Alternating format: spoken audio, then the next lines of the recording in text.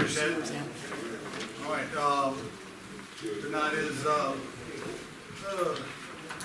pass it by real quick on this, February the 8th, Tuesday night, 6:30 City Council meeting.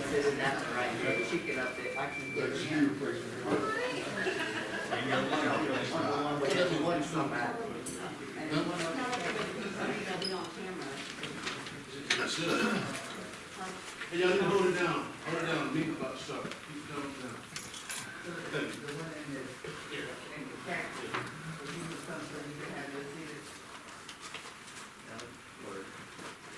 All right, man, you ready? I'm just getting it.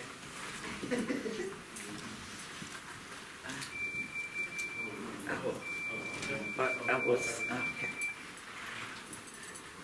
I was actually talking about the city that don't have one somebody on them. That's what they said. You could put on the two. So go back and Yeah.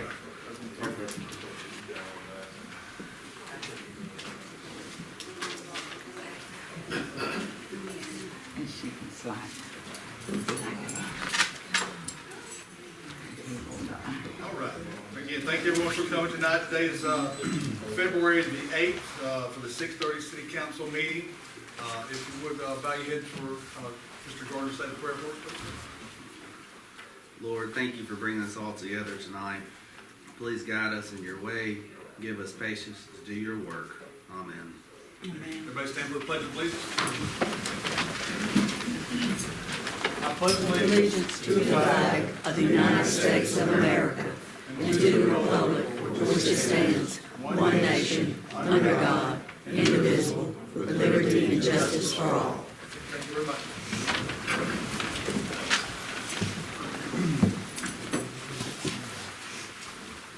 All right, do I have approval of minutes for the regular city council meeting of January the 4th, 2022? I'll make a motion to approve those minutes. I'll second. Mr. Mills? Ms. Backus? Mr. Gardner? Mr. Sigurd? Okay, aye, very good, motion's carried, thank you. All right, do I have a motion for approval of minutes of the special city council meeting on January the 19th, 2022? I'll make a motion to approve those as well. Would that be the updated minutes? Yes. I'll second that. Do we have those? Yeah, he passed those out. Mrs. Backus? Mrs. Reed? Mr. Gardner? Mr. Sigurd? Okay, aye, very good, motion's carried, thank you. Mr. Mayor, may we do the Pledge of Allegiance? We did. We did. Yes, Where ma'am. was I? All right, do we have approval of the meeting for agenda for tonight? I make a motion that we approve the meeting agenda for our meeting Tuesday, February 8th, 2022. I'll second that. Mr. Millie? Ms. Backus? Mr. Gardner? Mr. Sigurd? Okay, aye, very good, motion's carried, thank you. All right, the report of the standing committees, the Darlington Downtown Revitalization Association, Mrs. Bailey.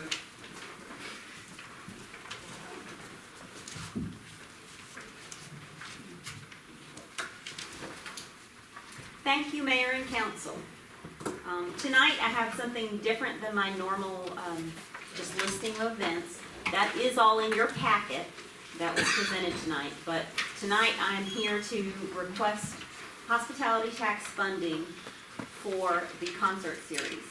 Last year, the city graciously funded the concerts, and it was a great thing to see all of the people come together. Music is something that I think we can all agree brings people together, and it certainly did that in Darlington.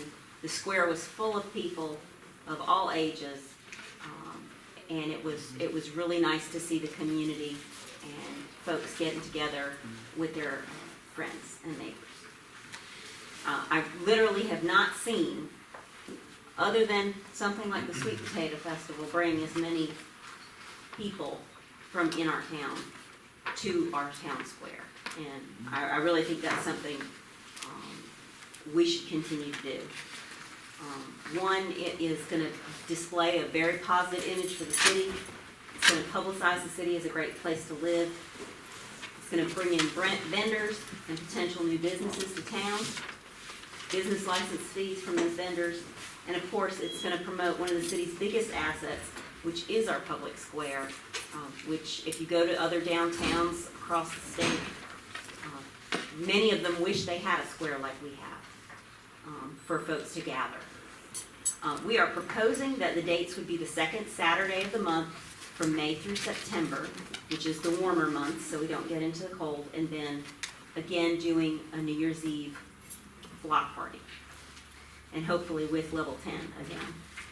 I haven't gotten 100% confirmation on that, but they were very excited to be back home, and the crowd really enjoyed them. Based on the overall success of the concert series in 2021, which we called Saturdays on the Square, the DDRA is requesting an additional funding, $25,000, to sponsor the series again in 2022, which will include the New Year's Eve block party.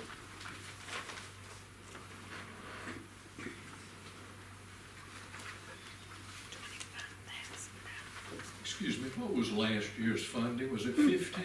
15. It was, in the end, that we came and asked you for funding the first time, and then came back and asked for more funding. They ended up being like $22,500. And this time we'll be fundraising. We fundraised last time, but Well, with last time COVID, was it's a been short- very, very short, difficult. Yeah.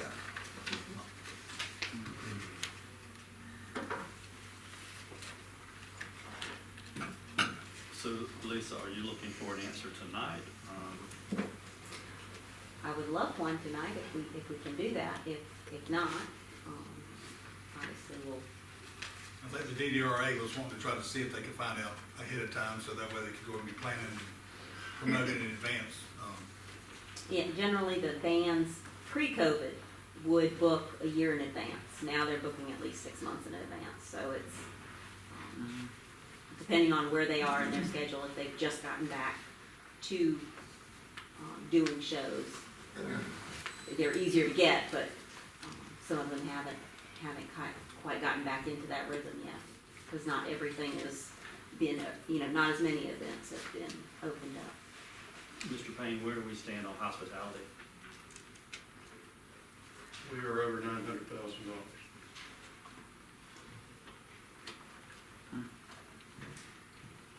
Well, I mean, if we paid up to 22 last year, I mean, I don't see any problem in it myself. Yeah, I'm fine with it as well. I will ask that the board fundraise this year. And last year it was short notice. We're hoping that this year to get some more regional acts, because it seemed as we got frankly, a more expensive band that was known wider, it cost more, but it brought in a lot more people. Okay. Okay. I'll motion to approve $25,000 from the hospitality fund for the Saturdays on the Square. I'll second. Mr. Miller? It's all out. Mrs. Backus? Ms. Reed? Mr. Miller? Seegers? Aye, very good, thank you. Thank you Motion's very carried. much. And I'm sure that you all have heard the comments in the community. One of the best comments I heard was somebody who was new to town, and I thought I'd share this with you because it was really nice. They had just bought a house in town, and they were like, wow, this is really a great place. Like they were really happy with their choice. So. Well, I've heard it a number of times from different communities how other towns that have anything like that, but I think probably your biggest praise that you should award everybody for is the fire department for their gigantic ball that actually came down. Yes. Yes, the New Year's Eve ball. It's still in my office, so ready for next year. Real and live from time to time. So Thank you, Mayor. that Thank was you, a Council. great sort of- It was nice, very nice. Right, good time. All right, you ready to go into the Chamber of Commerce? Hello, you all should have a newsletter. So first and foremost, the chamber is undergoing their renovations right now, so it's looking very nice in there. With that being said, the chamber is closed to the public, but I am still up there at all times, so I can answer any phone calls or emails. Also, our annual banquet was supposed to be held on February 24th. However, we are postponing it 1 month to March 24th. It will still be from 6 to 8 at the Grand Ole Post Office. South of Pearl is catering.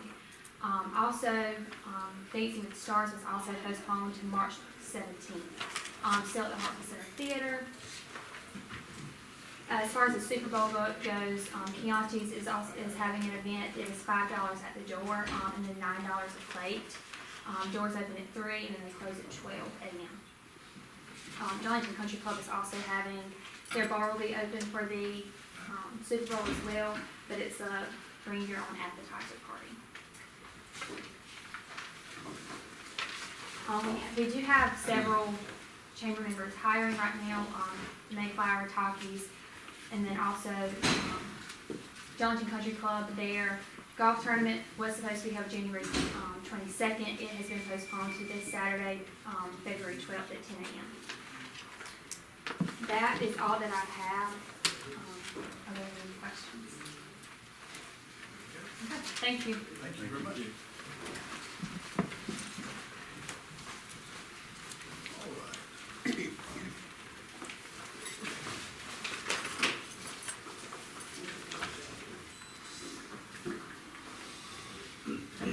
All right, if you'll bear with me tonight, I've got a couple of things I'd like to present out. And I'd like to remind everybody that kind of have a little just trying to control the situation as far as the city council meetings. If you will, make sure your phones are off. Make sure that you keep the noise down for us talking back and forth. We just ask everybody to be polite, let us get our work done, and we all work together well. I was trying to give a couple of updates on things that are going on and some other issues here back and forth, but a lot of times when you're sitting in town, you don't really see all the big picture of Darlington. You see what's on Facebook and how they talk about us and stuff like that. But I love Darlington, and I think all y'all love Darlington too. That's why you're all here, because we're all working together to make Darlington the best it can be. I've been here 57 years, and some of you have been here a little longer than I have, but Darlington is the true pearl of the PD. We've got a lot of great things happening. A lot of people will question the officer park on D Avenue. Mrs. Caraway's worked really hard with that. Tell people all the time. Terrence died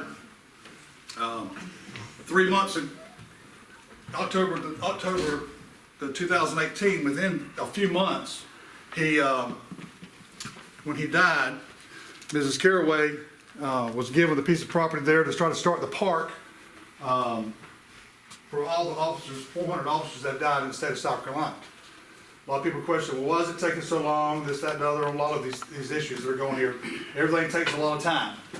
But as you ride by now, by July, that she should be done with that park. It's looking wonderful over there on D Avenue, Main Street, coming into town. Has done a fantastic job over there. I want to commend her on that work and effort to go there. The sports complex, a lot of people think, we're never going to get it done. I promise you, everybody on this council up here has diligently worked as hard as we can to make sure it's getting done. We're supposed to vote tonight on some stuff. Hopefully the architect will be, as soon as we vote tonight, the architect will actually be able to get started on drawings, so we can start showing you drawings that we've been working on, getting everything done. Hopefully within another year, we'll get dirt moving, get kids out there playing, make our town a beautiful space for a sports complex. Okay, so that's coming. Apartments on Broad Street, as you see, for years, nasty looking old warehouse over there. If I get it tore down, Broad Street is looking really good. 29 apartments going up over there by Sam Evans doing that work. People think because I owned the property it was mine, or thought I got the road paved because it's mine over there. I wish I'd had that kind of power. But Sam Evans bought that property, and Sam Evans lives here, just like you do, investing into the town. So that looks good. Keith Evans got the houses over there looking good over there. The houses have already rented. Somebody asked me the other day, said, wow, there's a lot of new apartments going on. I hope we have enough people to fill them up. They're already full. You don't have all the apartments full yet, but people are moving into town. So we do have people that are new people coming into town. So we're working on eventually trying to have some housing developments to start besides apartments, so that when people move out of their apartments, they'll have houses to move to. Mammoth's Tire is supposed to be coming out by the Walmart area out there, Ward 1 section. Gas station going over on 52 bypass, getting ready to clear over by the well, I used to call it Big Apple Inn. They've changed the number of times. Over 52 bypass, the corner, Timmonsville Highway. That corner's getting ready to turn by fast, and I was getting ready to turn into a nice brand new gas station over there, convenience store. A lot of money being spent there. The Historical Society getting ready to start break ground in March, $2.5 million. Courthouse, $14 million in the middle of our town. Genesis Healthcare, I think it's $13, $14 million, right in the middle of town. Beautiful, beautiful facility they're building over there in the middle of our town. We got approved last night to put the trees on the square. Small start, trying to what can make everything look better. Got approved for the $750,000 downtown grant that they're in the process of getting all the paperwork ready for that. All that should be starting to be spending more money downtown around the square. So a lot of great things are happening. Water. A lot of talk and discussion over water. And I hope I don't bombard you with a lot of numbers, but I'm going to try to give them to you as simple as I can. You ride by, you see little Miss Charlotte sitting there in the water department. See the little lady sitting in the water department. What do you think? Little teeny mailbox out front. We drop your little water bill and you drive off and you leave. Not a whole lot going on there. Those ladies just probably sit there and do absolutely nothing, right?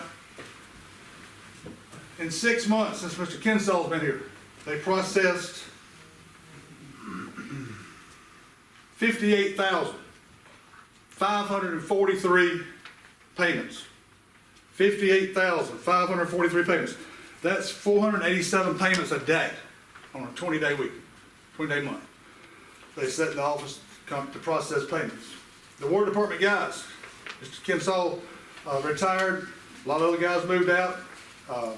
Mr. Sugar moved in, has done a wonderful job, working really hard with your water department. Well, we constantly got leaks, we constantly got a break. Are they doing anything? Are they sitting there doing nothing? That's what we hear a lot of times. Well, guys aren't doing anything. Okay, let me tell you what they did. They repaired 229 leaks in 6 months. That's 2 leaks every day on a 5-day work week. Every day they were going out and repairing a leak. It's 38 leaks in a month. They completed 82 sewer service line cleanouts in the 6 months. They completed 2,034 work orders in the 6 months. They completed 1,923 orders for going out and fixing meters, turning meters off, doing different things of that nature. They completed 2,576 sewer pump station maintenance checks, okay? So the water department is very busy, constantly trying to maintain what we've got. And what we've got is an old system that we're trying to upgrade and bring to modern day system. So a lot of things that they're working on there. Greatly appreciate the water department for going out and doing that. These guys, the other day, I think you took a picture on, if you had the picture of it, the guys were waist deep in cold water trying to fix a water line that had broke, that somewhere years back, nobody put a shut-off valve on it. Okay, water's going everywhere. Our guys got in it that deep and it's ice cold outside. So when you see the guys on the water department, or you do like me, see the guys on the trash department, stop and give them a sausage biscuit or something. Tell them thank you. Okay, be nice to them. Guys are out there working, trying to make our town the better. So appreciate their help. I say all that so that you kind of see what's going on. I'm not sure if everybody's got the paper. We'll make sure you got these papers.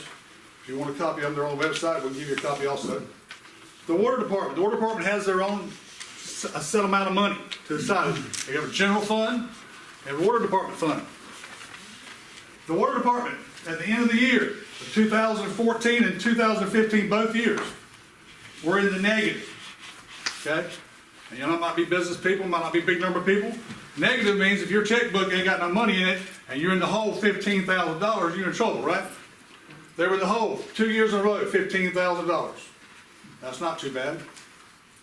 2016, in the hole, $321,515. $321,000 in the hole. 2017, $451,432 in the hole. 2018, $511,325 in the hole. 2019, pre-pandemic, as everybody would like to call it, $444,953 in the hole. Okay? 2020, $784,342 in whole. This is not this is that year, what happened that year, okay, each year. 2021, after I raised the water bill, okay, if you want to fire anybody, don't fire them. They voted for it. Some of them did, some of them didn't. But when I sat in Howard Garland's office, and he said, let's sell our water bill, our water company, but you got an option. Do you want to sell the water company? I love Marion, South Carolina. Great town. I got a gym over there. Great people. They sold their water company. Other places have sold their water company. We could have sold our water company. And if you got an issue with the water, you wouldn't come to me. You wouldn't come to Mr. Sugar. You would go to Myrtle Beach or whoever else bought the water company. Okay? And when somebody buys something, what do you think they want to do with it? They want to make money. So then, if they want to raise the water bill, they raise the water bill. And they would have to raise the water bill because they would be buying a water system that was broke. Flat broke. Flat broke. Now, you might not be the best in numbers. You might have been an English major. But I think everybody I show those numbers to understands that red numbers, you're in the hole. Okay? So we had the option, we could have done that. And that's what I heard from Howard Garland. Let's sell it. I also heard from Howard Garland, let's sell our water, on the water tower, the antenna that's up there. Make like $42,000 a year off it. Some of those will pay us $500,000 for it. Well, we're making $42,000 a year. Take us a while to make $500,000. But it's supposed to be getting ready to go to 5G to where we're hopefully going to make more money on it. So why would you sell something that's going to continue to make you money that you don't have to do nothing with? And then once you get that $500,000, you spit it in the wind, it's gone. And then you have no more money coming in the door. Okay? So if we sell our water system, we have no control of it. Okay? We still have control of it. So now, after we raise the water bill, okay, I asked to have the water bill raised. We raised the water bill. Everybody voted on it. Most everybody. 2021, 9 months. The water bill went up in October of 2020. We did not raise the water bill during a pandemic. Okay? During the pandemic, I went and bought a piece of plywood that used to be $8, $10, and during the pandemic, and still now, that piece of plywood is $30, $45, all up down the road. Everything's higher. But we've been in a pandemic for 6 or 8 years. Okay? The water bill went up in October. So for 9 months during this fiscal year, the year prior to that, we were $784,000 in the hole that 1 year. Once it was raised, and we got things back under control, new water department guy, new city manager guy, try to get things controlled here, we're at $29,000 loss. We had lost the year before $784,000. We brought it down to $29,428. We would have been in the black if we could raise it for the full 12 months. We're going to raise it for 9 of the 12. Okay? The general fund, that's where all the main money goes. That's a separate fund. 2014, negative $389,196. 2015, that year they finished at $185,432, positive. 2016, positive, $4,284. I'm gonna get some water, get it dry. 2017, $136,996 positive. 2018, $151,051 positive. 2019, pre-pandemic, we were in the negative, $273,785. 2020, negative, $412,730. This past year, we were back into the positive of $375,312. So I would say we're looking positive. The water bill, it went from a base of 49 just as water. This ain't your whole. I know when you're like me, when you look at your water bill, oh, that's my water bill. Your water bill's got more than water on it. The water bill went from $49.10 to $67.15 for the base. They've done a calculation for us. If you use 6,000 gallons of water, your water bill should be $78.57. Then you got sewer, sanitation, that's all on there also. Okay? Florence is $73, Hartsville $74.81, we're at $78.57, Darlington County's at $84.20. So we're in the average there. So we finally, according to the accountant, we're about where we should be. We still aren't where we should be because we don't have everything fixed. But we're moving forward. We're moving in the right direction. You get this sheet, this back sheet here.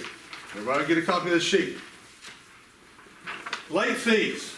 We were told that we charged the city of Darlington residents $168,000 last year in late fees. That is not correct.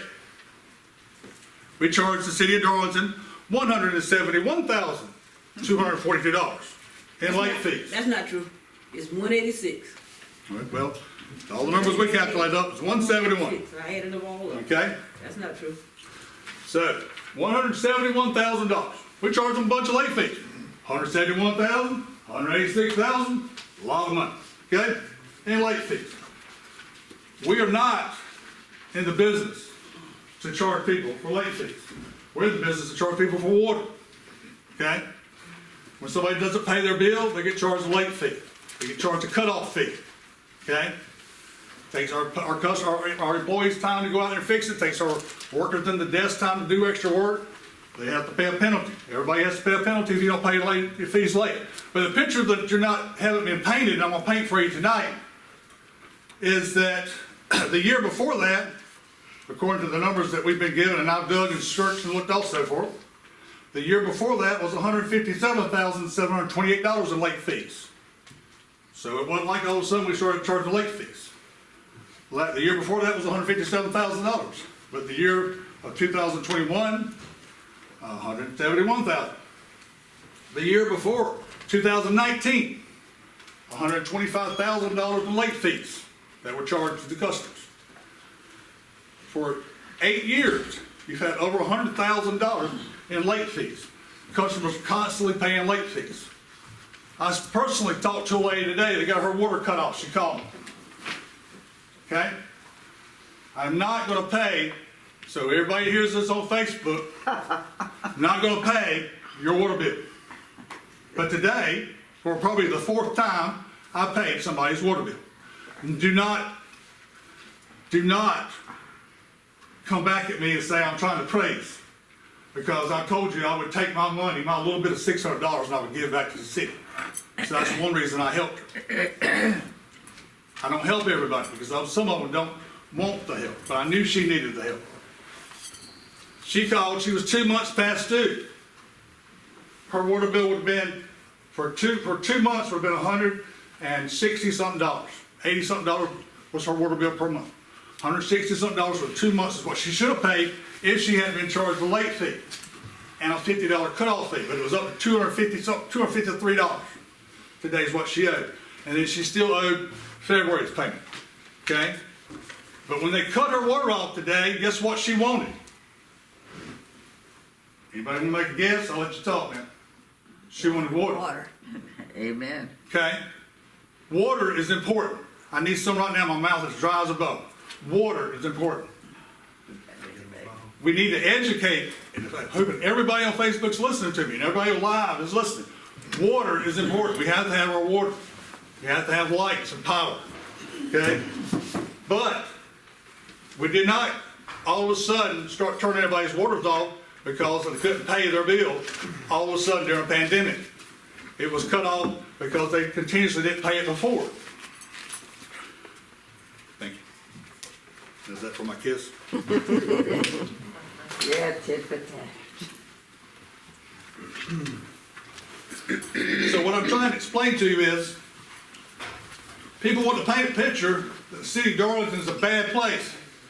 Every county, every city charges a late fee. We don't want to charge people late fees. I was told probably not shouldn't tell this tonight. I think you better bring more than that. It is. I was told I probably shouldn't say this, but this past year we were at $29,000 negative. If we had done the 3 months of the water bill being raised, we'd have been pretty much evened out. No, we wouldn't. We'd been $171,000 in the hole if everybody had paid their bill on time. And we went and collected late fees. I don't like to collect late fees. I own 11 gyms. People call me, they're late. And they say, they charge me a late fee. I call in, I get late fee returned back to them. I do everything I can to get people not to have to pay a late fee. Okay? Don't pay a late fee. Pay your bill on time. We all have to pay our bills on time. But if the people didn't pay the bills on time, we'd have been $171,000 more in the hole. So what I'm trying to show you there is even though we've raised our water bill up, okay, until we start getting things fixed, we're going to always kind of be in the hole. But we got a lot of stuff that's broke. These guys went out, however many times I told you already, 2,000 times in 6 months here to fix things. Okay, there's a lot of stuff constantly being broke that we've got to fix. So, can we give people their money back? No. Can we go back and lower rates? No. We wish we could, okay? But we live in a world today where plywood is now $45 a sheet. Workers that used to make $9 an hour now making $15 and $18 an hour. Okay, we're short workers. We need more workers. We're trying to get it up to where we're supposed to be. So what I'm asking and begging of everyone to do is to help clean up some of your own yards. And I'm not just talking to you, I'm talking to the public. Okay, help these guys. Clean your yards up, clean your streets up. Jump up and help your neighbor. Okay, everybody else work together. We're in this together. We live here together. You don't have to live here, you can move. I live here, I'm not moving. Okay, I want you all to stay here. I want you all to live here together. I want us to all be a happy family. And I know that's not the wonderful world that we live in. I know everybody's not going to be happy, but we got to work together. And we got to get on Facebook and quit criticizing and talking crap about our town, okay? Because we live in a beautiful, beautiful city. I can walk anywhere in this town, anywhere on these 4 square miles, without a gun, without a knife, and know that I'll be able to walk back home. Okay? And if you don't think that, walk with me. I'll take you anywhere in town. Okay? I had my friend Danny, when I was running for election, put people in jail. Those guys would walk up and were happy to see us. Hey, Mr. Watson, you put me in jail. It's all happy. Okay? Wonderful to see us. Everywhere you go. We got a beautiful town. Okay? Is it perfectly safe? No. Everywhere is not perfectly safe. I tell people if you want to see a perfectly safe town, go to Vintage Place, where a man pulled a gun out, made millions of dollars, living in a $1 million neighborhood with millions of dollars in their homes and everything else, and he just pulled a gun out, shot my friend, dead. Was that a safe place? It seemed to be. But is it a place? It's a place. It's everywhere. Crime is everywhere. But we got to get our stuff fixed. If you take this other sheet out, before I get there, got one more thing we're going to bring out here. It was brought to the attention of the day about the playgrounds. Playgrounds were all built prior to me coming into town, into the office. Hampton Street is in the middle of town. It's a center of the town playground for our children to play. People praise it, love it all the time. Last I checked, it was put on your bulletin as building it in your ward, is in Mrs. Backus's ward. Bowen Manor is in Mrs. Backus's ward, Ward 1. And Ward 2 is to Terrence Park over there. Okay? And I'm not sure what ward this is, over here by side the tennis court that we're in right now. Our poor little playground over here that we want to call that. That's had $0 to it. And we'll get that place over to fix. It looks good. That's me. That's you. We got to get that place fixed. Thank you. Bowen Manor. We got $44,000 playground over there last year. Or year before last, what it was. Year before last. We're working this hopefully tonight to put $27,000 more dollars, a total of $60,000, $71,000 playground over in that neighborhood. Kids are enjoying it, loving it. Hampton Street Park was my understanding around a $245,000 playground. They spent $80,000 on it, on the property. Got about $325,000 over in that playground. Looking to put $4,000 more dollars in that playground tonight. The Terrence Caraway Park, that we were told that looked like ants could play on, was spent $46,000 on it, $31,000 on the playground, on the basketball court, and $150,000 on the property over there. $227,000 with hopefully $15,000 more to go over there to make it a nice entertainment area. All three parks. Been to all of them, they're all nice. We're working to try to make the whole town look good, okay? So, I brought that up because it's like, some people don't think that we were spending the money properly. But that money was actually spent before we got it, okay? It was approved before we got it. So we're still continuing to try to make that much better as we continue to grow. This last sheet that I think that we're gonna put up on the board here is a bigger picture of what's kind of been spent. I'm not gonna read everything on here. You'll get an idea of what's what and where it's spent, but the different infrastructure. Infrastructure's the dirt and gravel and sewer lines and water lines, that's the pretty stuff that you get to see, like the big apartment complexes and things like that. But the stuff that we have to have, where your sewer goes, okay? How you get your water line, where your water drains go. The infrastructure, what brings in more businesses into our town. Business will not come into our town if we're not spending money on infrastructure. But as a whole, the city doesn't really see this. Rarely do we bring this all up, okay? Mrs. Hines, my understanding is I think you had asked for this a while back and it never got presented. I've asked her to dig up through it more. Now we can try to present it so you can see where everything's kind of going. Ward 1 is, Mrs. Backus, Ward 1 is a big ward, okay? Mrs. Backus is over a very large ward. It goes from the other side of Walmart all the way over here to the old library, okay? That's all through the middle of town. It's a big ward. In that ward, these numbers are from 2010 to 2021, so about 11 years approximately. Okay, $7,830,000 spent in that ward. Okay, in Ward 2, which is Mrs. Lane's ward, which is the other side of the South Main, coming from there all the way To the bypass. and St. John's Elementary. And St. John's Elementary up to that St. side there, John's kind of parallel coming through that one. Okay, so everybody kind of understands. I know Don't sometimes sit in my don't ward understand what the now. wards are. Wards, everything's broken up into like sections. $5,505,000 spent on infrastructure in that area. In Ward 3, Spring Street, Country Club, Oakdale area, back through that side, $565,000 spent in that section. Ward 1 and Ward 2, together, a combination that was put for them, another $750,000 grant or infrastructure for that section. So there's been a lot of money that's been spent. Broken down for you so everybody can see it. They did a pie chart for you. You can see the pie chart where it's broken down at from that point and what the grants were. They give you everybody a copy of that so you can see all that. So a lot of things have gone on. A lot of things are going on, and what I ask is that you work with us. We're working with you, okay? We've got a good council here. Everyone's sitting on this board working, trying hard to give it the best that Darlington could be. Did we get all the potholes paved? Not yet. Trying to. I actually patched one the other day with my own patch. Went to Lowe's and got one, so I encourage you. That patch works pretty good. I did it by your store over there. Still holding up pretty good. Drop the little patches there, pat it down real good, drive off, and now when I ride by it, I don't get eels. All right? So, because I promise you I get eels just as much as any rest of you do. But we're trying, okay? And so everybody, we're working with DOT's working well with us. The railroad's working well with us. We're trying to get everybody Senator Malloy's worked great with us. We've got a lot of great things ahead, and county's working great. We've worked really good with the county the last few years that we've been here. A lot of good projects, more things coming up with that also. They'll hopefully be working as we progress there. So again, I appreciate your time. Sorry to take quite so much, but wanted to kind of give everybody a quick update. And so from this point, I'll let you come up, the ones who want to speak, and we'll get everything taken care of tonight. But thank you for your time. Thank you over the water too.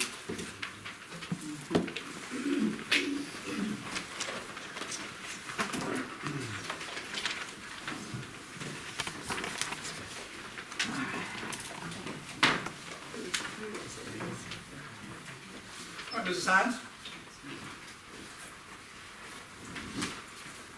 If everybody can keep it to 5 minutes, we appreciate it too. Thank you.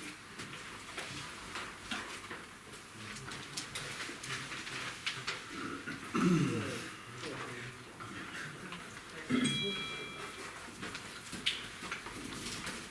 evening, Mayor and Council. Good evening. Citizens' yards are being damaged by improper use of the cherry picker. If the operator of the cherry picker will stop when the pile of debris, wood, or other material gets low and use the pitchfork, the damage will not be as bad on the sod. Most times when I see the truck coming, there are two men in the truck. Sometimes the rider get out and sometimes he does not. We got better service when they use the pitchfork. You went up on the water bill, but the service didn't get any better. Also, it would be good, also if the driver of the trash truck could take time when he makes stops to write down the street's name on a pad where there are potholes, since they travel over the city anyway. This was mentioned to another city manager before. Thank you. Thank you.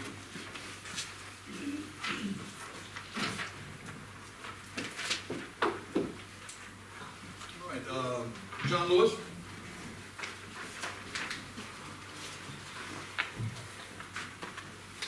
Good evening. Mr. Mayor, you mentioned several times tonight about road repairs. So I want to express some appreciation for getting North Street in Maine. They did take those plates off and get those replaced. Now, the pothole repairs they did there, once again, quality is lacking. You would have done better, I would have done better. Now, the thing that I really wanted to talk about tonight or discuss is that we are not following procedures in these meetings like we should. On here says approval of minutes of meeting. You approve them. We don't see the minutes of meeting. One of the first things that should be done in the meeting is you go over old business and you discuss the minutes of the meeting. Then you get approval. Not approval for something that I haven't seen. I don't know if anybody else has seen it in here. You know, normally you have somebody take your minutes down. Then the next meeting they're shared.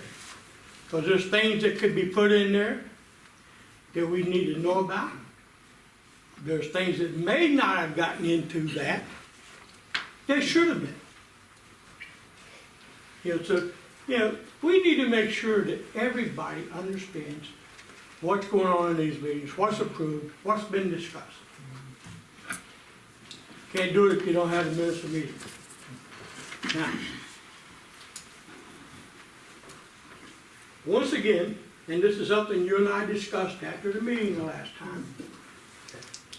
Right here, public comments, speakers may not ask questions of council members. But yet, council members can ask questions of me or anyone else out here. Don't see where that's quite the way it should proceed. And you agreed with me the last time. You said that, you know, we're going to look at this and we're going to get that out of it. Well, it's still not out of it. So, you know, technically I couldn't ask anybody any questions in here at all. But they could turn around and ask me anything they want to ask me. So, let's open it up. Make this a true two-way street that we're on. Because it's not right now. You guys approved all the minutes of the meetings, we've never seen them. We should be part of that. The last thing I've got, and I spoke to Miss Jane a little bit, I didn't know if she was going to be up here or not. We have a lot of people in this city that would love to come to these meetings. We've got some that are elderly, some that may be handicapped or no means of transportation. So why don't we help them? Either get, you know, say, have a bus, and we have people that contact us and let us know they want to come to the meeting, and the bus picks them up. If we can't do that, ask for volunteers to bring people to the meeting so that we can get more input from the entire community. Because right now, what you see here is primarily the same people come every month. So you know, we need to be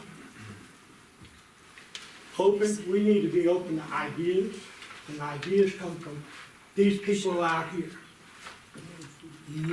Yeah, you've got ideas and you know how things should be done, help the community.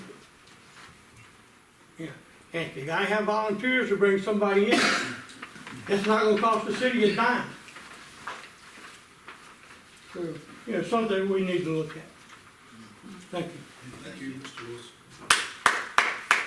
All right, Yassine, did I pronounce that right? Yassine, is it Yassine? Okay. Yes.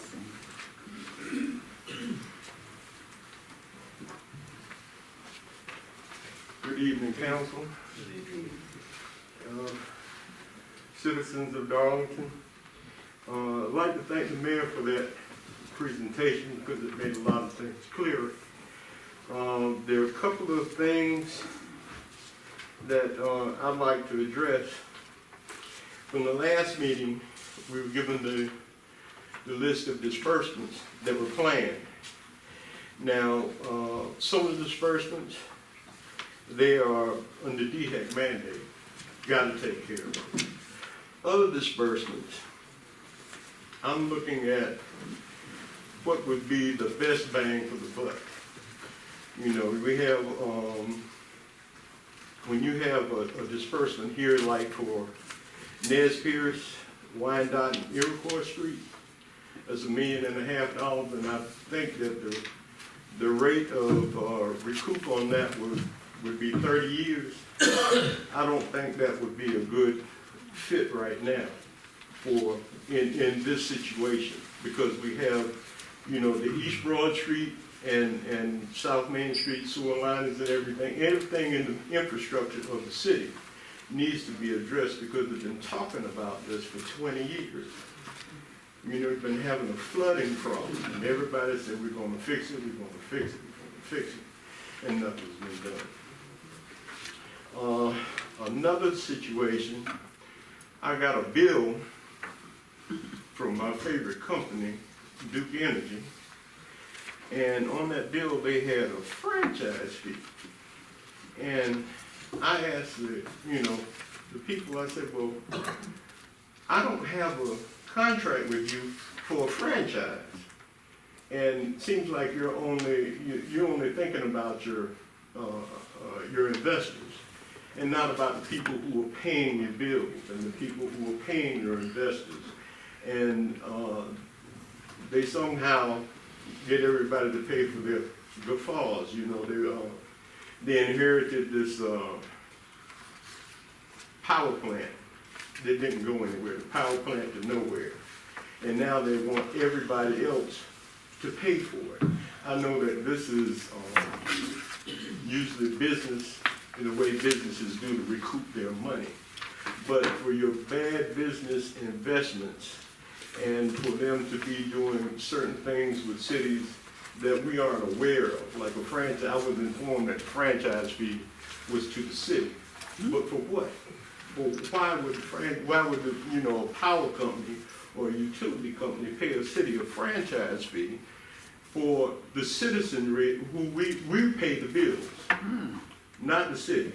We pay the bills, and they're constantly going higher and higher and higher. And we got people on the Public Service Commission. I don't know what they do. I think they got a rubber stamp. They just go ahead and do it. But we need to be able to have some type of understanding of exactly what is going on in the cities, what is going on with the people, because we are suffering right now.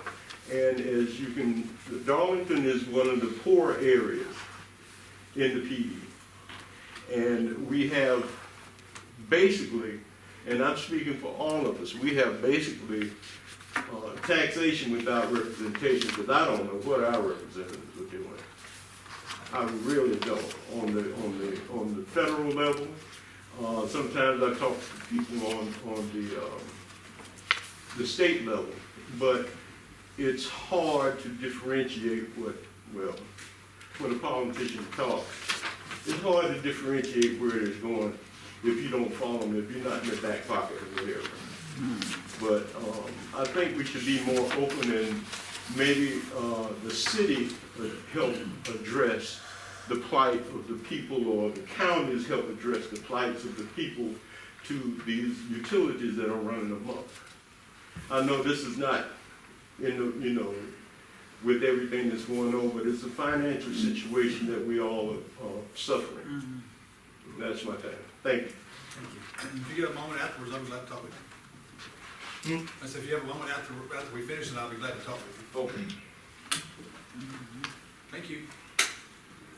Greg Blair.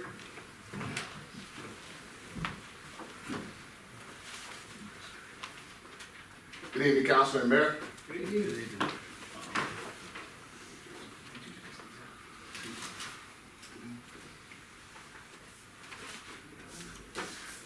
How are y'all this evening? Okay. I was here at the last meeting, and I presented some streets to the city, of some damages on some streets that needed to be taken care of. I want to thank you for being transparent tonight. Yes, sir. Okay, because this is something that's needed so we understand what's going on in the city. Okay? I want to thank Mr. Payne. He did respond to me with an email. But I must have not made much communications well in the last meeting, so I sent him back a new email. You should be receiving that, okay? And in the new email, it's just stating that all these streets were not, I was not presenting these as resurfaced streets, okay? A lot of these streets have serious sewage and stormwater issues, okay?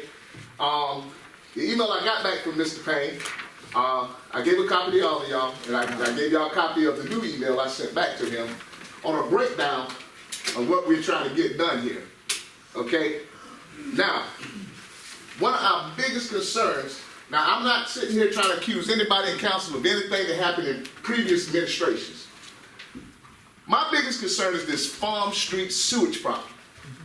This has been a 40-year problem, and nobody seems to care about this. It's becoming a health issue for these residents in adjacent neighborhoods. I mean, sewage bubbling out the street. Do you think that is safe for anybody to be dealing with? I don't think it is. Okay? Other streets, if we look into the last page here of the email, I have a breakdown of what I was, like I said, I might have miscommunicated myself here on the last meeting. But we have streets here that have stormwater issues, where water holding up on these streets. So many cars are going up and down Chestnut Street, and they're hydroplaning on all this water that's sitting in these streets. Okay? We have collapsed sewage lines. This is nothing new to council neither. Like I say, I'm not here to put the blame on anybody, but we have to address these issues. It's been too long now.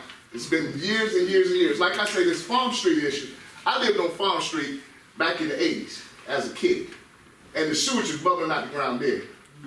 And it's still bubbling out the ground now, every single time it rains.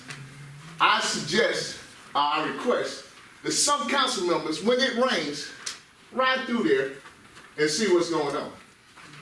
It's disgusting is what it is. And sometimes you have these small children out there playing in this sewage because they don't know no better. This is a health issue. Streets like Chestnut, these are streets that have been holding water for years on top of years. Ross Street, I was over there the other day to a buddy of my house. You can barely get through the street because it's flooded with water, and it takes weeks sometimes for that water to subside because it has nowhere to go. We also have Broad Street. We all know about Broad Street and Main Street, right there in front of Hardee's. That thing holds up water every time it rains and floods the city. Now I'm hoping that we're going to address this, okay?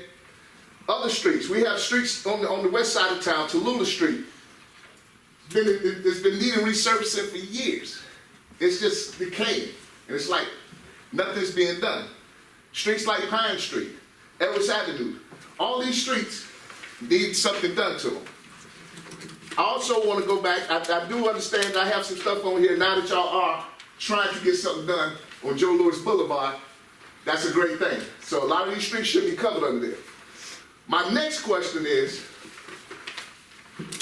I was given my email back from Mr. Payne about streets that wasn't owned by the city of Darlington, and there was really nothing we could do about it. It took a while to get my email back to him because I wanted to do my research.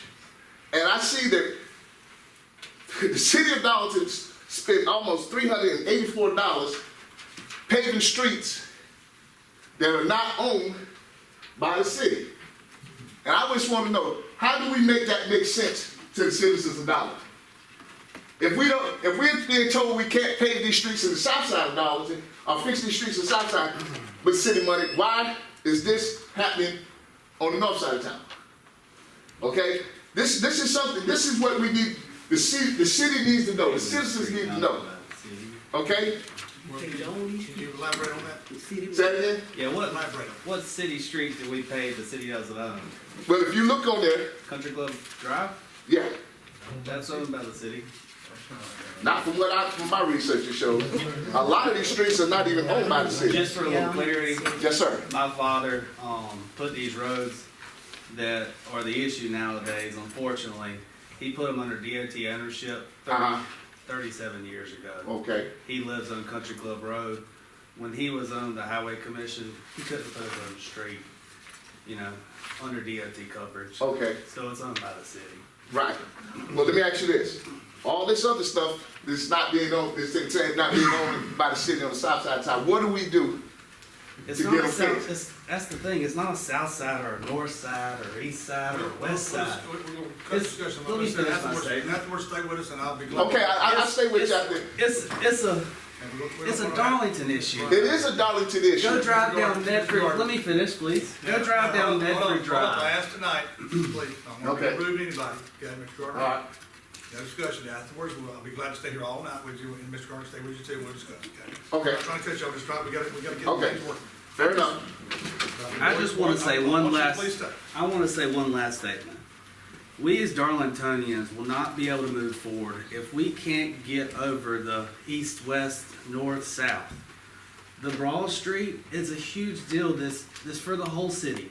Hampton Street Park, that's for the whole city. We're not doing anything for one community or the other. We're trying to grow this whole community. And I And we understand have to work together to Per do that. The mayor saying tonight, being transparent with things, I understand where we headed, but I still need to bring these issues up. Of course. You know what I'm saying? I still need to do this. And it's valid. Okay, okay, But we got them all over the city. okay. It's not anything. Well, we'll discuss it after the meeting, like the mayor said. Thank you. All right, y'all have a good evening. Thank you. All right, Ms. Latham.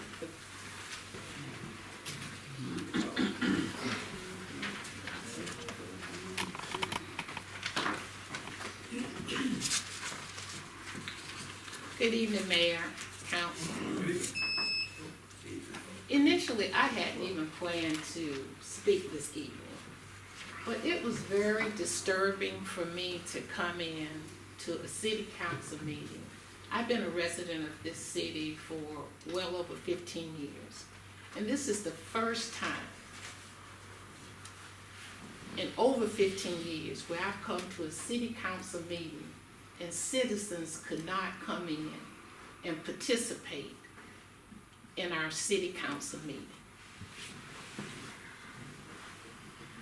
And so I'm going to ask the city manager, why is that?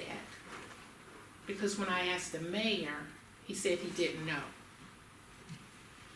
At the beginning of the pandemic, when we had no vaccines, we held our city council meetings in a gym, a huge space, so that all the citizens who wanted to attend the city council meeting could attend. Here we are, going into the third year of the pandemic. Vaccines are in place, and we're holding our public city council meeting that we want to be inclusive for all of our residents in a space where you will only allow 23 residents to attend. Why is that? And you probably got 42 residents that's outside in the hallway who can't participate. Civic participation is the bedrock of our democracy. We talk about transparency. We talk about having everybody involved. Help me understand why we would create, at this point in time, a city council meeting which restricts attendance to our citizens to 23 people in this room.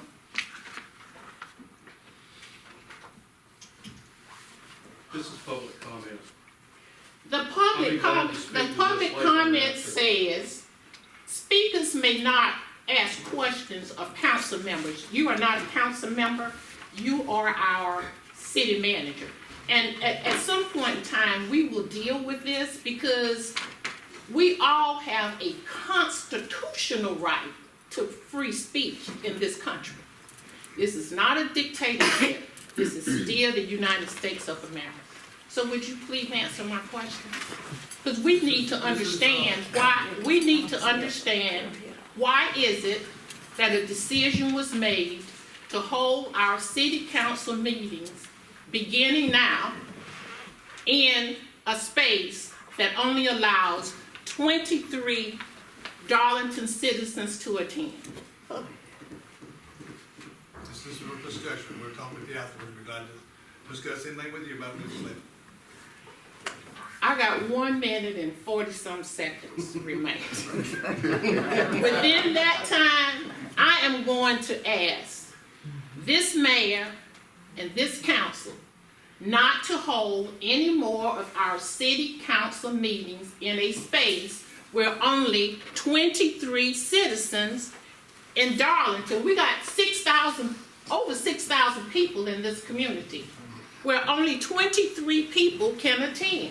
And we talk about citizen participation. We talk about being transparent. This council held a public meeting and literally refused to have the public to give comments. You can't say we're going to be transparent. You can't say we want citizen participation and then restrict people to actually speak, and now you're restricting citizens to even come to the city council meeting. This is America. It's a dictatorship. This want to control y'all. This is America. This is not a dictatorship. So please do not have another city council meeting where only 23 of us can come and participate. We ask that you take our comments, including lowering our water bills back to the pre-pandemic levels with some of the funds, some of our funds from the American Rescue. And I want to know how you guys are going to incorporate the public comments into the decisions moving forward. Thank you. Thank you.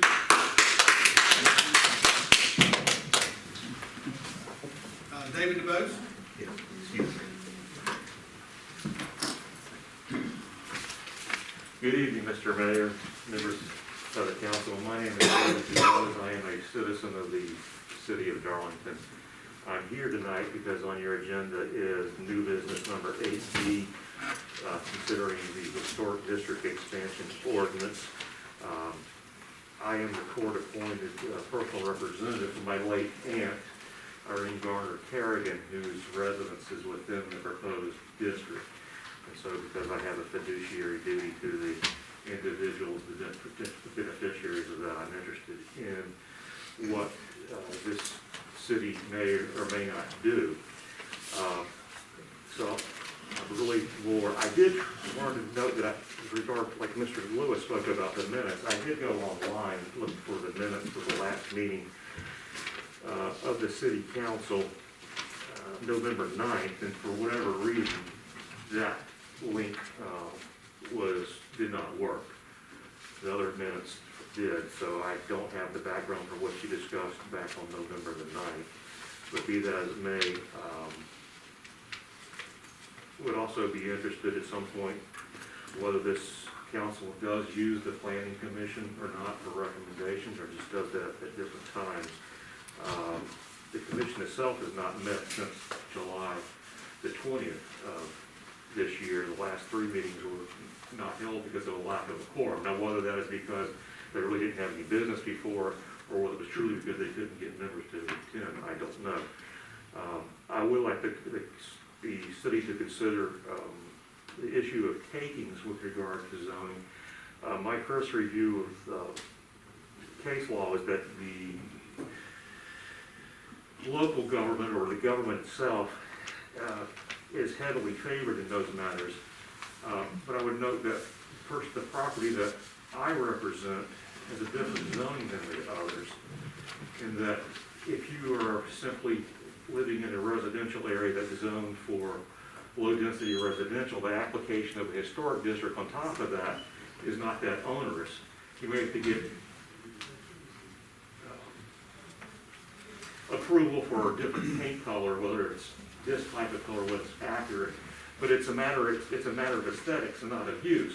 Whereas the property that I'm the personal representative for, the estate's property, that is high density. And so then it becomes a question of whether the city would be taking away a use as opposed to just the aesthetics. Leaving aside how you would have a historic district for high density property, that seems like an anomaly in and of itself. I would also encourage the council to look at the state code and whether or not whether the state code would even permit the action that the city is considering taking, so at least with regard to the Caribbean property. So I just want to thank you for the opportunity to speak and introduce myself and let you know I don't have a position necessarily on it. I'm learning about what it may mean for the value as such for that property. So I'm certainly open, but I wanted to let you know my interest in that. So thank you very much. Thank you. Thank you. Mr. Fox?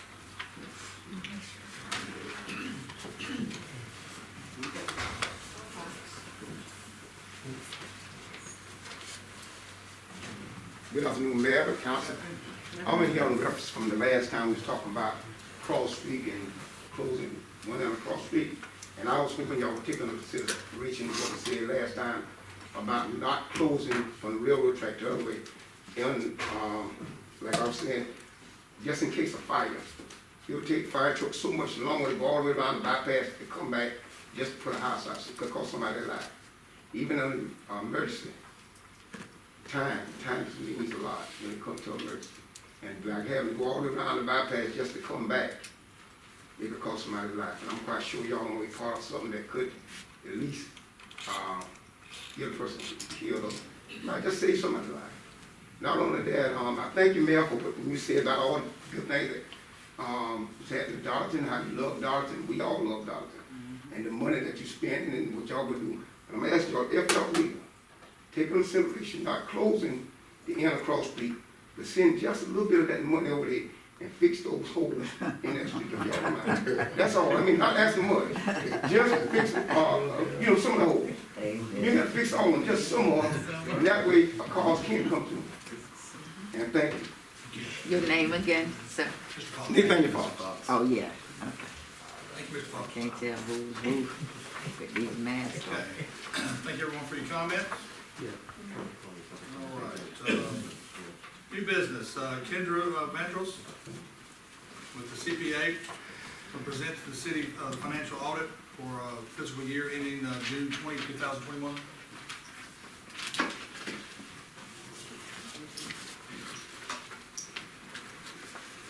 Good evening, everyone. I have a very brief presentation that I'll go through, and then I'll take any questions afterwards that you may have.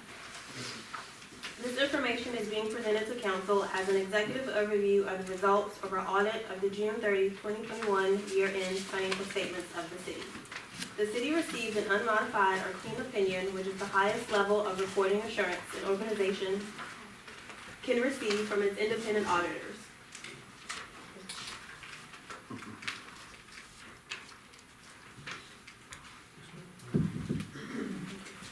It is also an unlimited scope opinion, which means that we had full and complete access to the books and records of the city. Overall, the city ended the year with a total net position of $6.1 million. The 2020 net position was $5.9 million. The city's overall net position increased by $187,000 during the year. General revenues totaled $6 million, the majority of which includes property taxes, business license fees, and hospitality taxes. The city's water, sewer, and stormwater funds ended the year with a total net position of $6.8 million, which is a $612,000 increase from the 2020 net position of $6.2 million. The city also received an unmodified opinion on the independent auditor's report on internal control over financial reporting and on compliance and other matters. No material weaknesses or significant deficiencies were noted during our audit. Our sincere thanks goes out to the entire staff of the city for their cooperation and assistance during this year's audit. Any questions?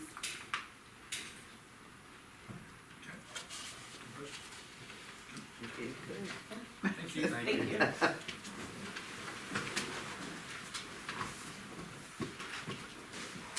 All right, first reading, closing cross streets, railroad crossing ordinance. This is the planning director.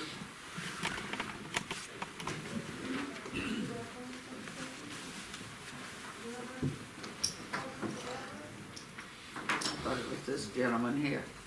Yes. Your railroad? Yes, sir. Yeah, I thought he was the one.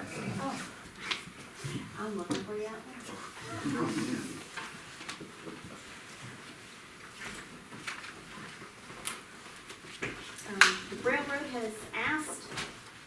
The railroad has made a request that we close the section of cross street that goes over the railroad tracks.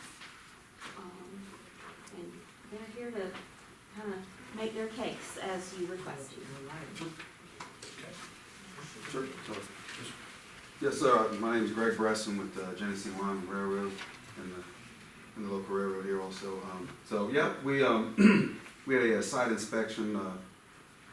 We have a project in conjunction with the South Carolina DOT to upgrade the crossings at Chestnut. So we're out there inspecting that site and noticed the cross street crossing. It is not signalized as crossbucks. According to what I understand, it's a crossing that's not very busy in comparison to Chestnut and I believe it's Pineville. Got it written down to the southeast of that. Those two are signalized crossings, which make it, from a railroad perspective, a safer crossing versus a crossbuck.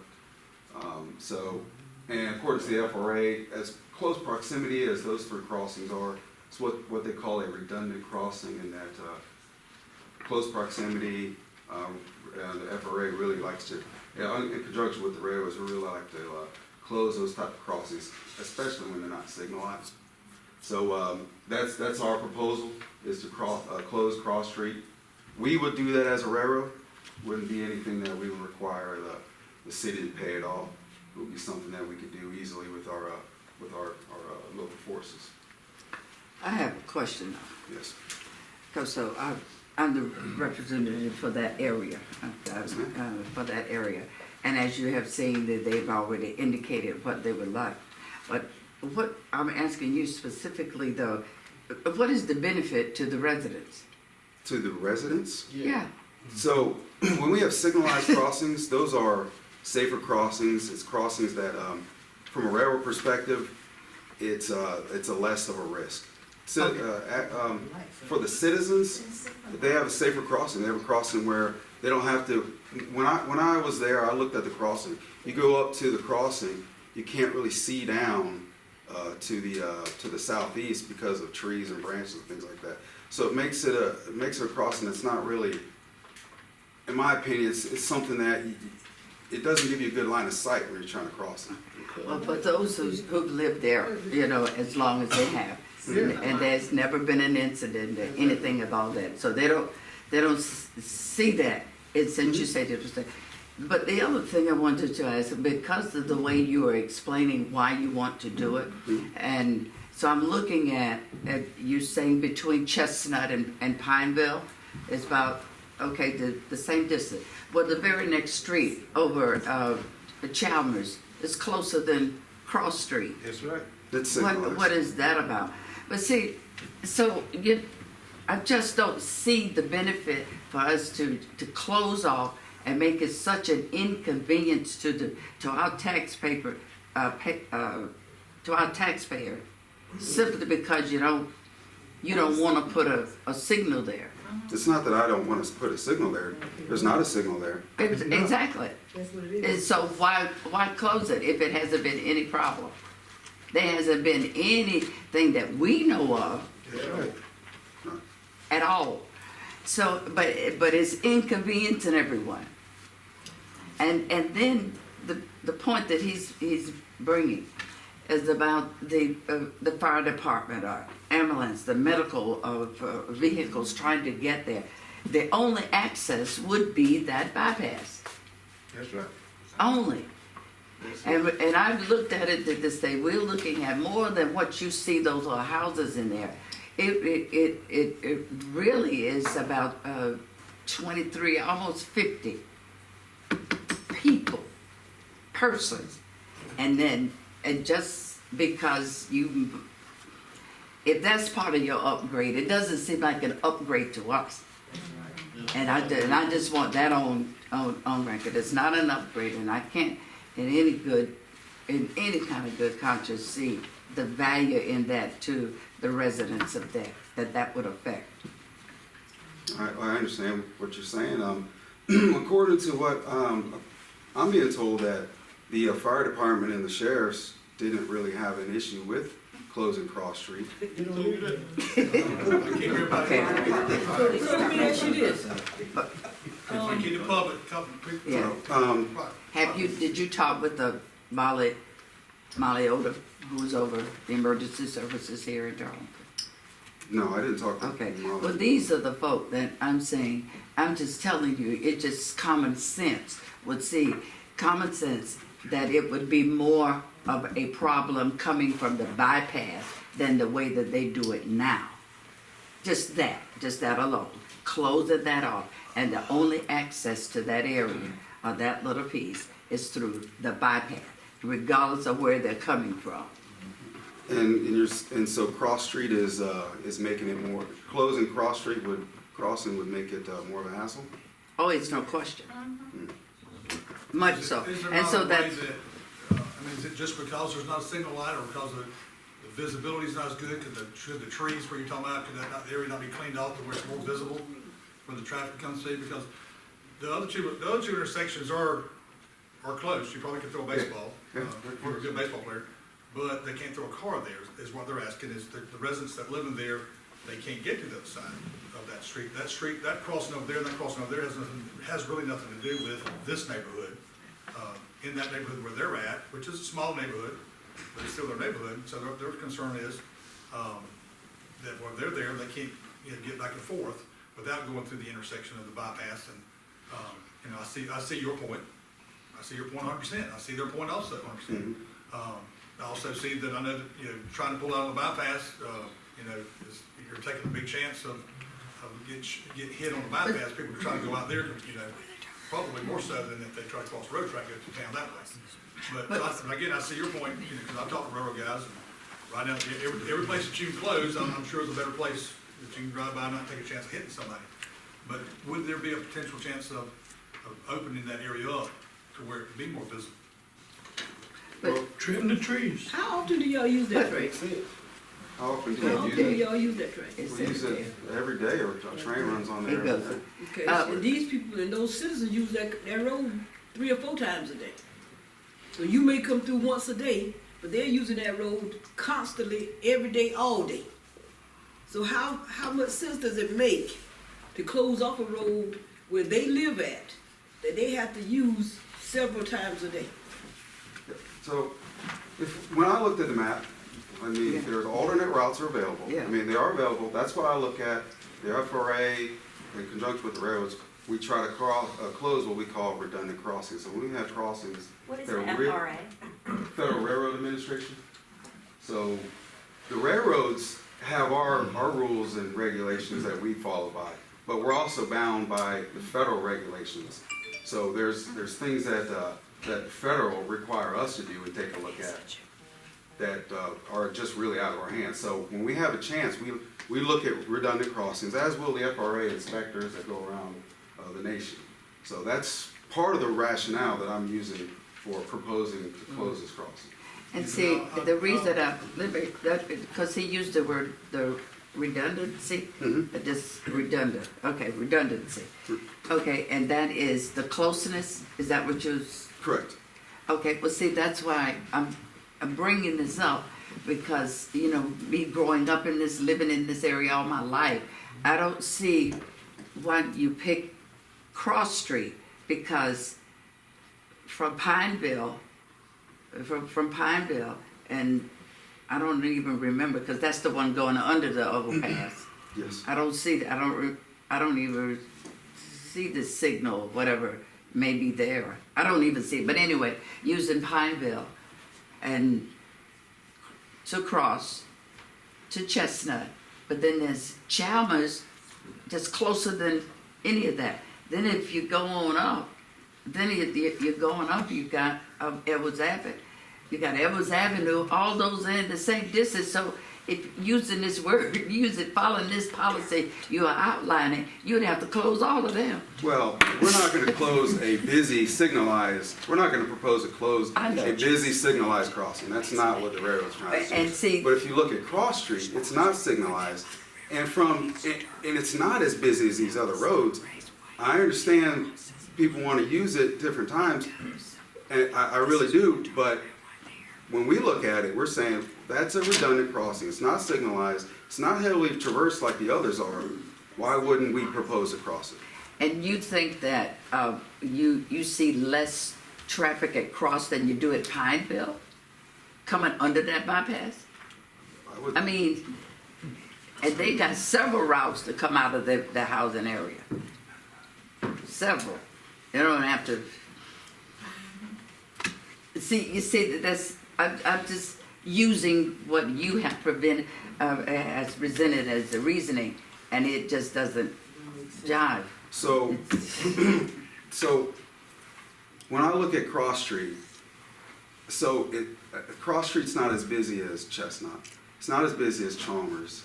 It's not as busy as those other roads. They're signalized, their main thoroughfares, and I get that. That's why we wouldn't propose to close anything like that. But that crossing is not signalized. It's not signalized. Why? Probably because it's not used as often. It is a way to cut across, and I get that. But if there's other alternate routes, that's why the railroad wants to propose to close that crossing. But there are none besides the bypass.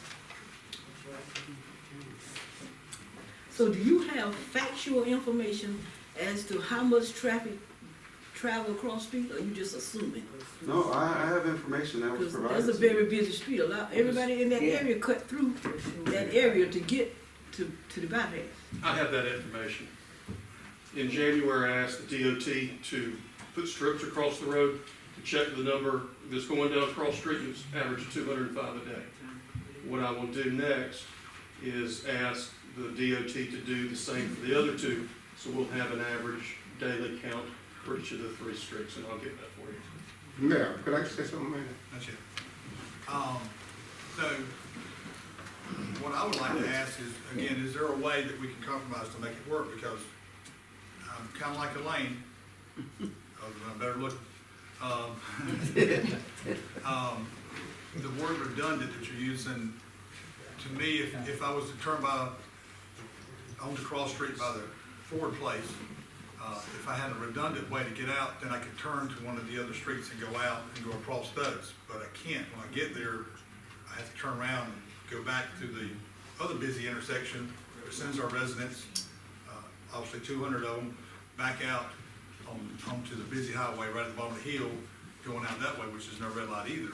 And again, I do understand the railroad. There is no crossing. It's a danger, possible liability for y'all. You know, I know guys that drive the trains and it ruins their life when they hit somebody. And there's nobody ever been hit there. All it takes is one. So I understand that too. But at the same time, is there a way that we could clear that out to where it is more visible and still can be used?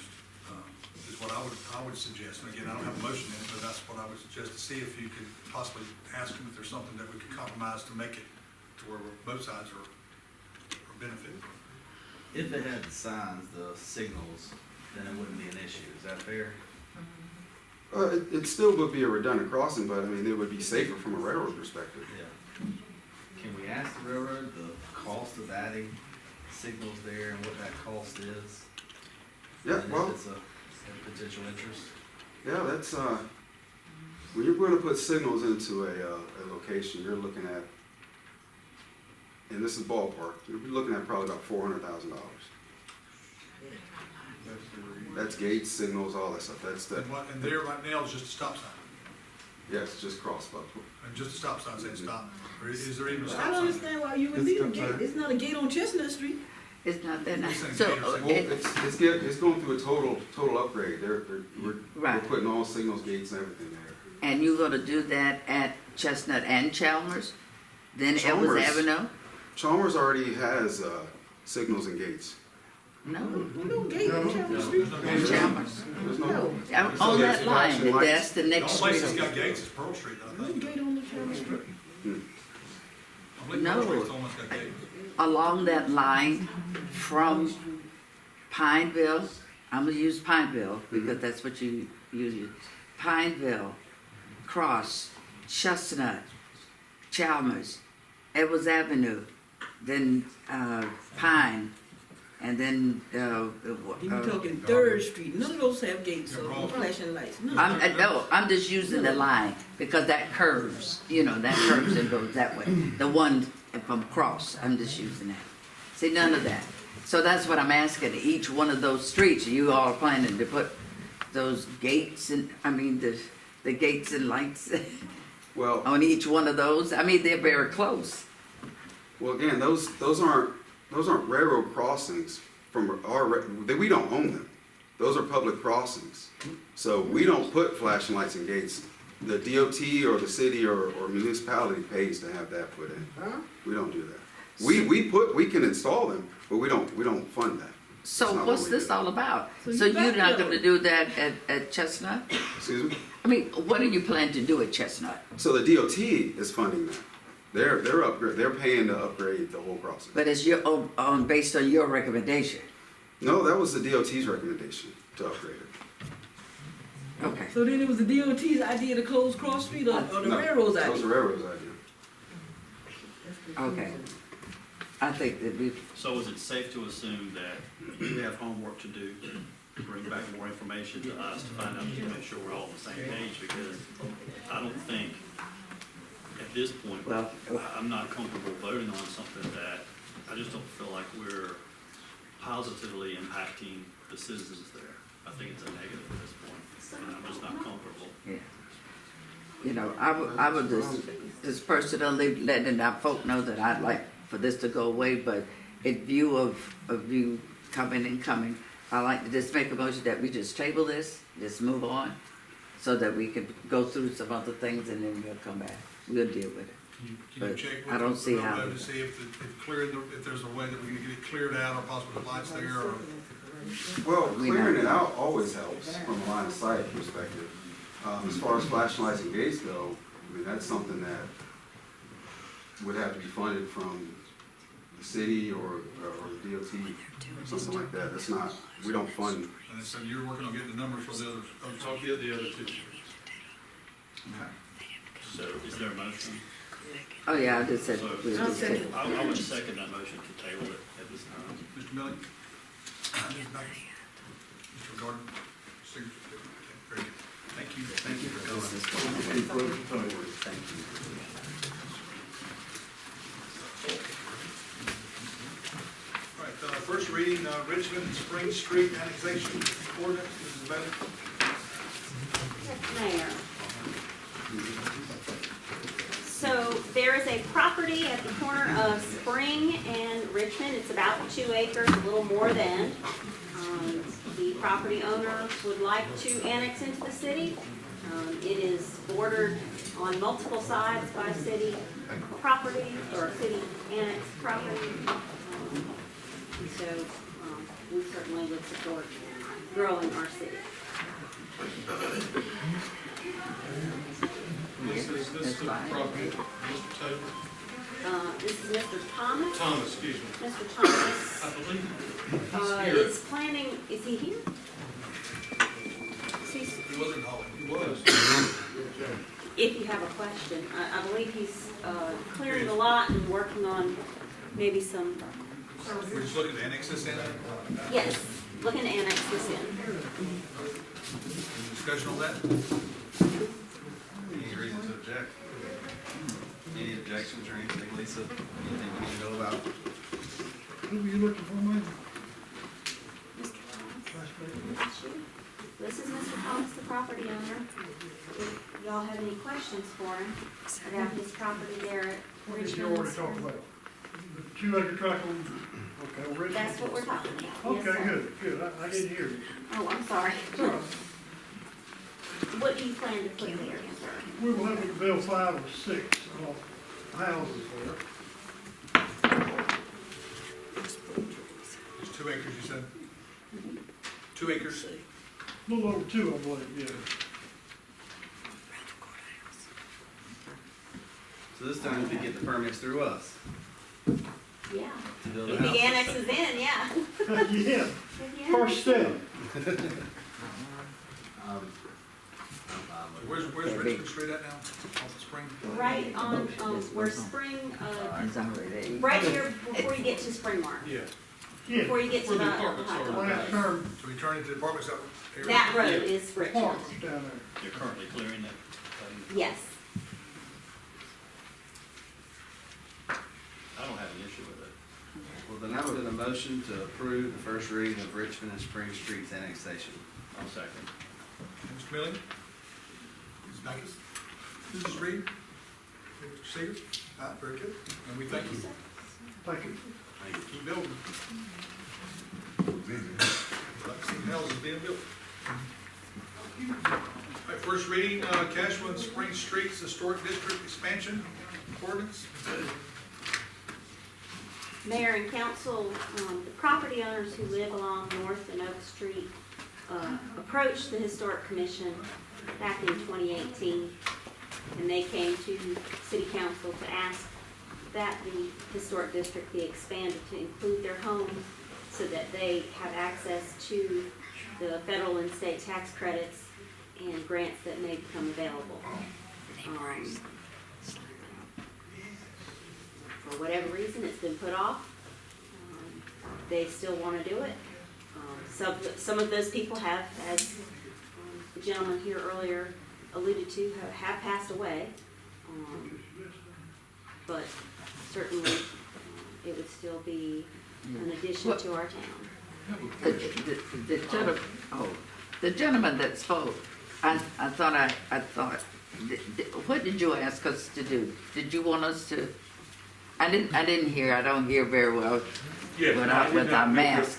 I'm sorry, yes ma'am, David DeBose. I did not make a request Oh, per se, okay. I just wanted to learn more about the issue to try to make a determination of what our position would be. So I'm working for informational purposes, but thank you. Okay. Yes ma'am. Do we have property owners sign something? They did sign something in Do we have 2018. something, since that was in 2018, do we have? We haven't gone back out to knock on doors again, but we certainly can if that's necessary. I would feel because Mr. DeBose has not had a chance to either sign or reject signing something indicating that that property should come in as a part of the overlay. Let's see, 2018 is I don't think. 3 years ago. I don't think Ms. Carrigan did either. She did. She did personally? Yes.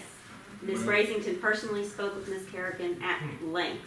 And she signed. And she was very much in favor of She it. signed a document to that? She did sign a document to that effect. Well, that's good information for him, but I think, again, I'd like for the people who, 3 years ago, to be sure that they are still in favor of doing what they had thought about to start with. They have gotten all the notifications about this meeting, the meetings in January, and really the only folks who have called have actually been a couple of folks who live behind those houses who are already in the district and are supportive.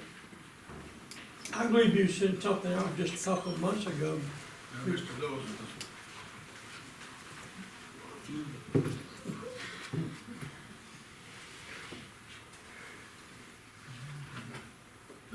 Make a motion, or you want to table it, or? I'd like to make a motion, we go ahead and have first reading on accepted this neighborhood into the historic. Right with me. I don't I'll know. second It's it. fine with me now. Okay, all right. In favor, Mr. Nettles? Mr. Milling? I don't think so. Oh. Mrs. Backus? Okay. And Mrs. Reed? Motion's carried for the first reading. Approval.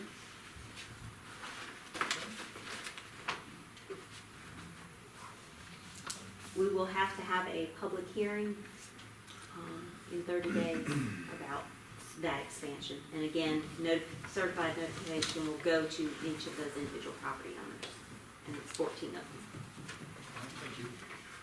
All right, E, city vehicle advertising pricing. Mrs. Bailey? The city manager asked me to present a rate schedule you all approved in November, and to perhaps have a discount first, I don't know. So I presented the rate schedule at 50%. Currently, as the rate schedule is, assuming we sold everything at the approved rate schedule, it doesn't even cover half of the street and sanitation fuel expense. Right. Now, if you cut that rate schedule in half again, you're not even 100% gonna pay for the actual installation of the signage. And you would only be getting, if you sold every space, less than $18,000. All right, let me clarify, because I asked for this to be brought back up. It was originally my idea that we got the trucks riding around town, what can we do to bring additional revenue into town without raising more bills and taxes and everything of that nature. And so we still have these trucks running around town. They don't have any advertisement on it. We haven't really, we're not in the advertising business, so we've got to learn how to make this work.